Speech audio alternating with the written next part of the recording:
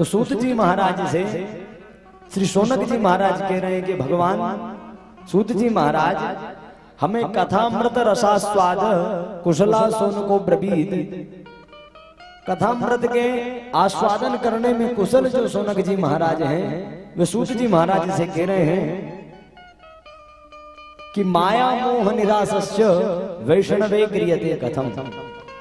हे सूत जी महाराज, यहां हम देख रहे हैं सब लोग इस संसार में जो जीव आया है वो आकर के यही रमण करने लग जाता है, वो इस माया में ऐसा उलझ जाता है कि फिर उसको यहां से जाने की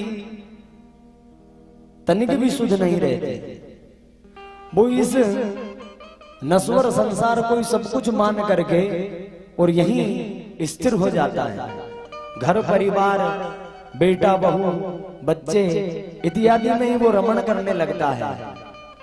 तो जो वैष्णव लोग हैं जिन पे भगवान की कृपा है, जो भगवान को पाना चाहते हैं, जो संत हैं, वो इस माया से छूटने के लिए क्या करते हैं, वे आप उपाय हमें बताइए। अब देखो ये प्रश्न केवल शौनक जी महाराज का ही नहीं है, ये प्रश्न 88,000 ऋषियों का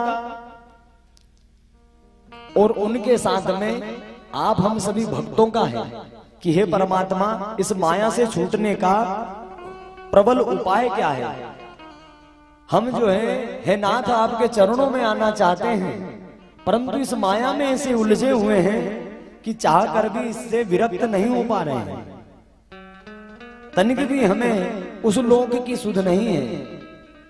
पूज्य गुरु जी महाराज हमारे मुकुंद मुनि जी कहते थे कि दो आंखन का यह संदेश, कुछ ऊपर देख कुछ नीचे देख, देखत देखत ऐसा देख मिट जाए दो रह जाए एक। अर्थात ये जो परमात्मा ने दो नेत्र हमें दिए हैं, ये इसलिए नहीं दिए कि हम केवल इस धराधाम को ही देख करके यही मोटर गाड़ी बंगला इत्यादि बनाएं, यही हीरे जवाहरात जेवरात इत्यादि बना करके और हमारी जो है बढ़िया तिजोरियों में जमा करते जाएं। अरे ये धन तो यहीं रह जाएगा, लेकिन उस लोग का क्या। माया के वो पुजारी,